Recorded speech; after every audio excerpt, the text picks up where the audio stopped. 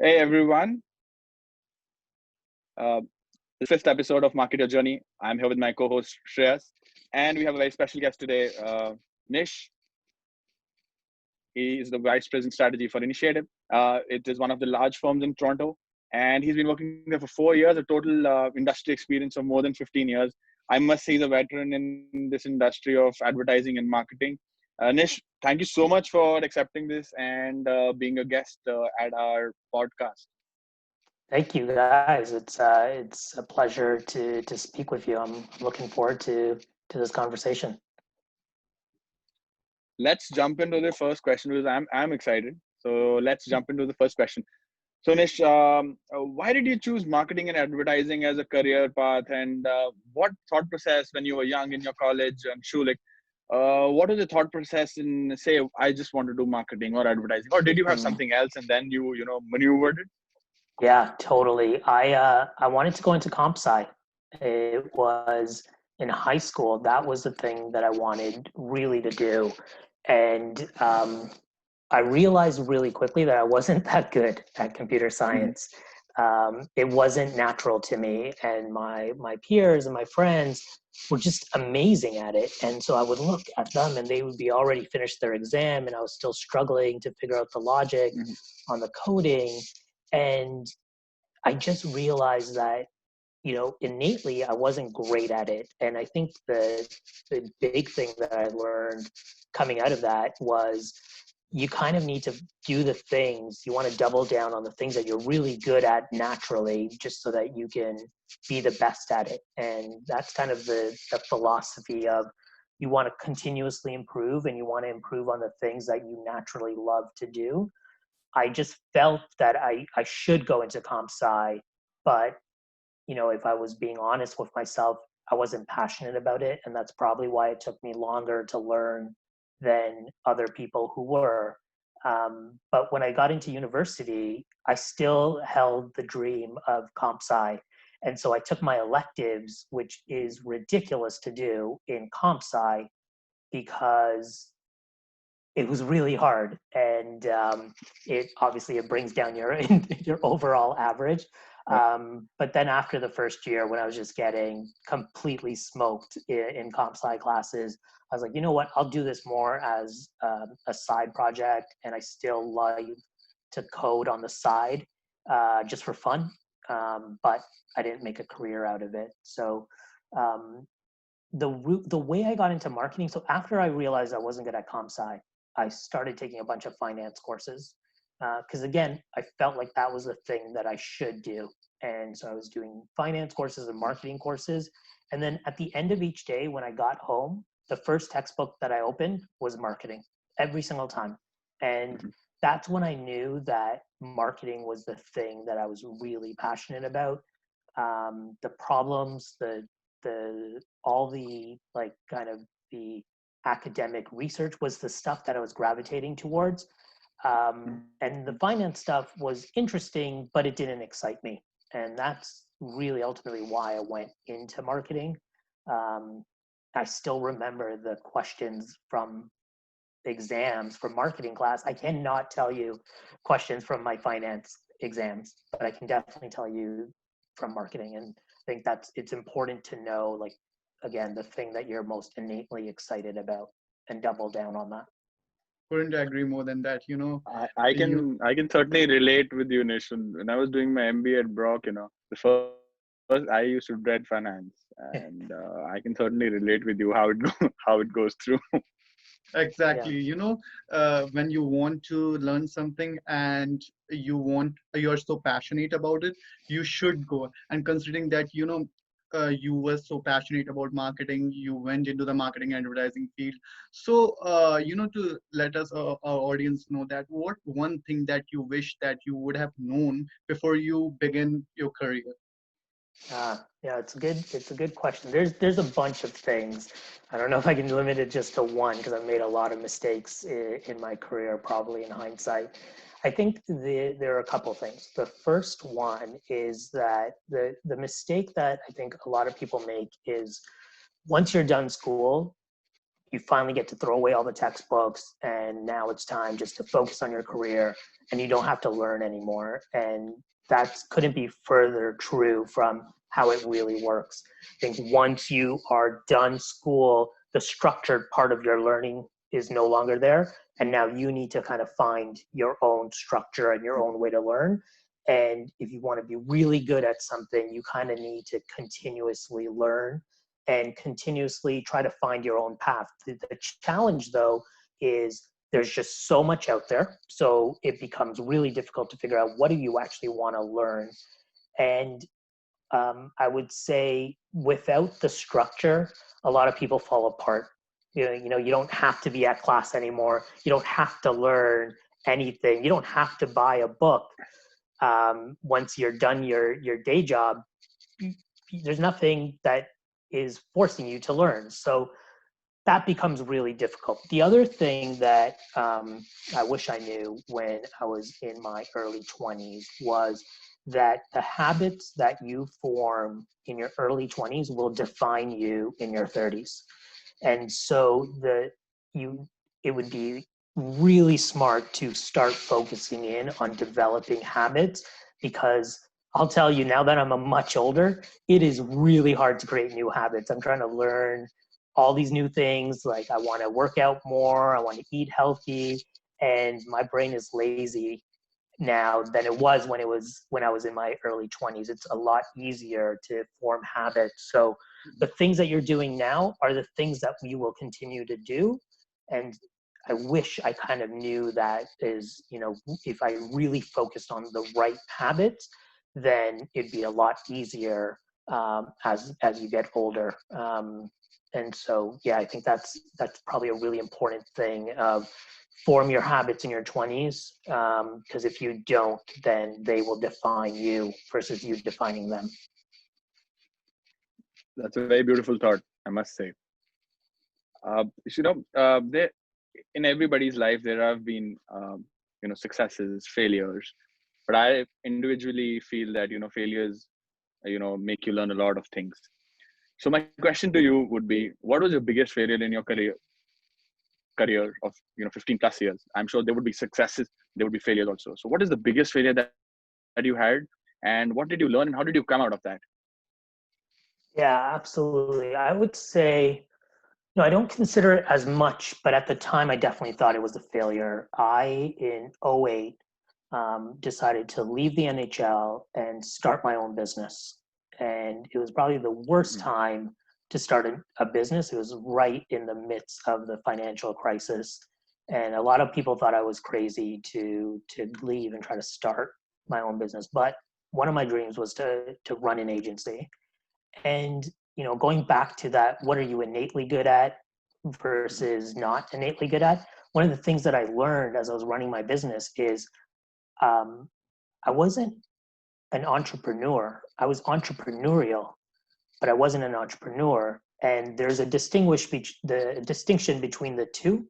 And the other thing that I've learned through that process is you don't need to be an entrepreneur to be entrepreneurial, which was a big light bulb moment for me, as I was running my business, and I enjoyed the work, but I didn't enjoy the aspect of running a business. And my assumption was, if you are really passionate and you love the work, then that should easily translate to being able to run a business. But those skill sets sometimes they're the same for some people, but sometimes they're actually really different. And I struggled with the aspects of running a healthy business versus being able to just focus in on the work. That's what I was excited about, the work and working with clients. The finance and managing and running a business and all of that was things that didn't come natural to me. And so I would say that was probably, in hindsight, one of the failures and one of the biggest learnings about who I am and what I'm really good at and what I love to do. And through a mentor, I was able to learn that was the difference when he said to me, it's like, hey, you don't need to be an entrepreneur to be entrepreneurial. That was the light bulb moment, because my whole life I thought I was an entrepreneur. but I was really just entrepreneurial. That's, beautifully explained in terms of that how you have come through this all difficulty and how you cope up with this failure that you think so. But still, I personally feel that this was a great moment to cherish for the long time, because of the reason that you have challenged through it, you have passed through it, and you learned through it. Because if you learn through a process, it's the best moment that you have cherished in your life. Speaking about the failure, I would like to ask you that who are those kind of people with whom you are most influenced by in your whole career till now? Yeah, it's a great question, and I've been influenced by a lot of different people. I think, very fortunate and lucky to have people who have been great mentors for me. John Armstrong at Armstrong Partnership, Kyle McMahon at the NHL, Christian Gainey at Match, and my current boss, Helen Galinas at Initiative. All of them have just been amazing, and I've learned different things from them just by observing how they are in meetings and how they set up their routines and conduct themselves. But I also learn and have been influenced by my team. I'm so impressed with the people on my team and their energy and their excitement. And so, a lot of people think that mentorship is always maybe someone older or someone who has more experience than you. I think you can equally learn from people just like yourselves who are doing really interesting things, doing exciting things. I kind of look at it as there's a learning opportunity everywhere, and everyone's got something really cool to share because they've got this unique perspective. And so I find I get influenced by everyone. I'm always kind of trying to learn from everyone and see how they approach things. And you'll be amazed when you go in with that mindset, how much more there is to learn. This the next question I'll ask you is very common. I'm sure you would have answered this like 100 times. And so the question is, how do you see marketing and advertising change their spheres after this pandemic or during this pandemic? Now that there are a lot of new things coming in, like we were speaking, that there could be a lot of interruptions during this interview, and this could be the new normal. So how do you feel the advertising and marketing field would be affected, and what would be the new normal for marketing and advertising after this pandemic? Yeah, totally. It's a question that I put a lot of thought into, and I've been reading a lot and learning Mm-hmm. because everything is changing. And I think I would be lying to you if I sat here and I was like, this is what it's going to be and this is how it's going to be. I mean, no one really knows, but I do know this, and I do believe this, is that the fundamentals of marketing and advertising, they don't change. And often we get excited by all this new stuff or start to feel like, okay, because of the pandemic, all this behavior that we've learned for 50, hundreds of years is now going to change. And yes, it may be different, but I think the underlying human needs, if you go back to like marketing 101, the Maslow hierarchy of needs, Mm-hmm. those don't change. And then the fundamentals of you need to reach all of your consumers. You need to use advertising to reduce price sensitivity. You need to ensure that you've got sufficient reach and your share of voice is really strong. All of that's backed up by data. It's backed up by countless case studies. And so these are almost like the laws of marketing.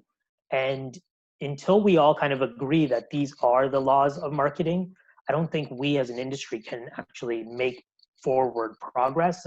I read something a while ago that always struck me. It would be like if science always had to start with explaining Newton's laws of how the world works before they could make a step forward. That's kind of where we are currently, is like, first you have to explain that these laws are actually true, and then we move forward. But imagine if science had to do that every single time they had to explain something, you would never get anywhere. And it feels like right now that's where we are, where we're still trying to have to convince people that these things are important because we get too easily distracted by new things that pop up. It's all about this new social platform, and it's all about real-time marketing and real-time advertising. But we get confused with those things versus what's actually true. And so, my long-winded answer to your question is, as much as we think a lot is going to change, I think it's more important to think about what are the things that are not going to change over the next 10 years. Um, Amazon, Jeff Bezos is famous for saying what they focus on are the things that are not going to change over 10 years. Consumers are going to want things faster than ever. Mhm. They're going to want it for the lowest price. That's always going to be true. And if you build a business around that, you're probably not going to go wrong. Perfect. Beautifully explained in terms of how digital world is going to change the future of how we are living right now. Talking about that, for the next 10 years, or let's say for the next couple of years, so there are a couple of questions that I wanted to ask you. The first one being that how do you see initiative taking a cope of this marketing and advertising field in the next couple of years, how they're coping up with them with this pandemic of COVID-19. And the second question, how you would suggest some of the good tips or that for the young marketeers out there so that they can solidify their career, they can grow to their plans that especially during this unprecedented times. Yeah. So, I will speak from my perspective on that question. And I think, the challenge that a lot of young people have today is there are just too many options.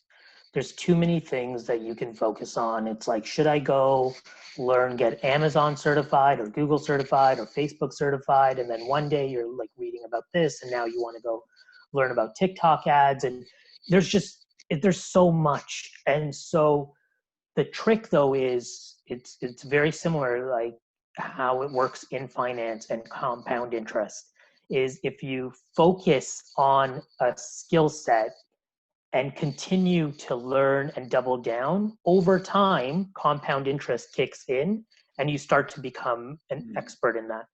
The challenge though is, because there are so many options, one, you may not make any decisions because you just get paralyzed by the amount of choice, or you try to keep all these doors open and you do a little bit of each one, but then you don't actually build an actual expertise or a skill set around. So I think the biggest advice is, um, you know, pick the lane and then double down on it. So if your passion and excitement is around technology and digital, then focus on that. You can go super deep. And it's not to say that you can't build other skills around it, but first build the deep skill and then start to build complementary skills once you've done that. I think that's kind of the trick, is you want to do kind of that deep, meaningful work.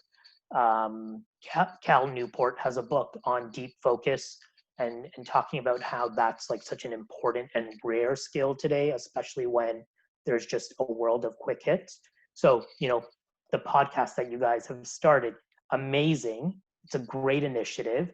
Double down. That would be Thank you my so my much. biggest thing, is how do you double down? How do you get to the 100th episode? How do you make it even more interesting? Like that's when you'll start to build momentum. And don't quit until compound interest takes hold, right? So you've seen the graph. The first couple of years you're not making anything, but eventually you will. And it's the same thing with anything that you do when it comes to especially learning about marketing. Is, the first couple tries you won't see the payoff, but eventually you are going to see the payoff. And so double down and focus is probably the biggest piece of advice.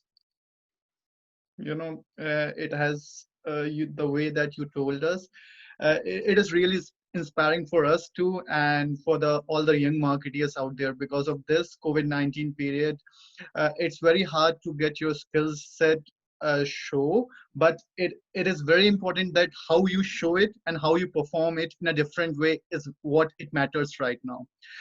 In addition to that, just to point out that how at initiative you are coping up with COVID-19, and how do you think that marketing and advertising industry especially at initiative would be doing after 2 years after this post COVID-19 period?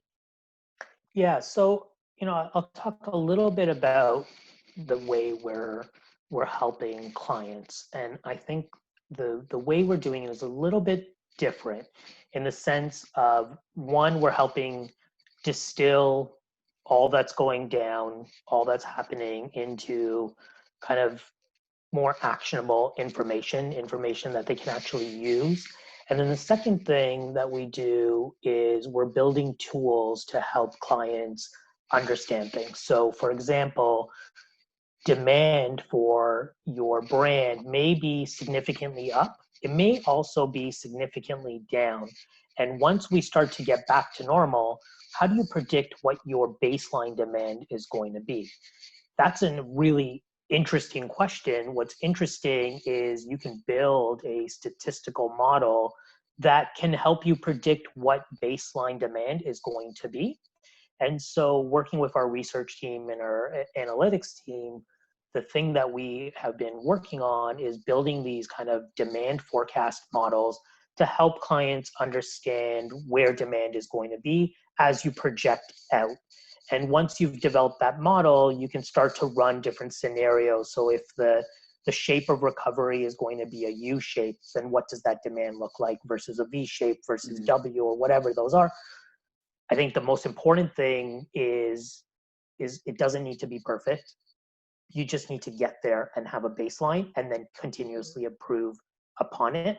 And so that would be what I would say is kind of the things that we've been really focused on, or at least in my opinion, the things that I think are important for marketers to think about. Because once you have that baseline understanding of what you think your demand is going to look like, now that opens up a whole new set of questions around, well, what's the right level of weight behind my media? If my demand is down, can I actually improve it through additional media investment? Or if my demand is up, is there diminishing effects starting to take place? And maybe I don't need to spend as much in media to capture this. Now you can start to make these type of strategic decisions and have these types of conversations as you start to think about your marketing dollars. But it starts with understanding where your demand is and then determining what's the right approach. I do not believe the advice of don't go dark, which a lot of people said, is the right advice, because one, it's very much nuanced. And for some clients, there is no other option. It's either don't go dark or not be in business. And obviously, if the ask is between, will my business stay around till next year, or should I just run some ads right now? The answer is make sure the business still can run. So the advice of just don't go dark with your advertising is not sufficient. That's pretty much summarizes everything. So I think so, Kabir, we should let Nish go to have his lunch. Nish, thank you so much. It was a pleasure having you here.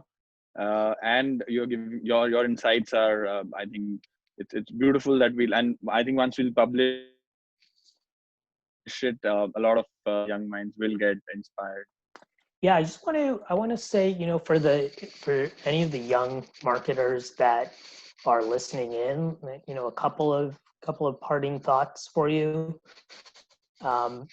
It's hard to be a marketer right now, but it's never been a better time to be a marketer right now. It should hopefully be an exciting time for you, because we need creativity. We need creativity in our business models. We also have access to data, and there's so much data to help inform decisions, which we never had access to. So data and creativity together can be really powerful. And I think we're just at the tipping point of what's going to be possible when you bring data and creativity and strategy and technology together, there's going to be some really cool things that you're going to be able to do. And I think that should be, one of hopefully the exciting reasons why you want to be in marketing and why you should continue to double down, as I kind of mentioned a couple of times, on advertising and marketing. Second point is don't lose hope.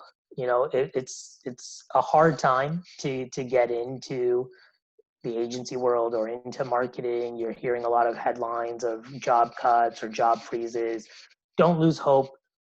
Take inspiration from you two guys. Like what you guys are doing is awesome. So if you're a young marketer listening to this, take a page out of their book. Don't steal their idea, but create something, build something.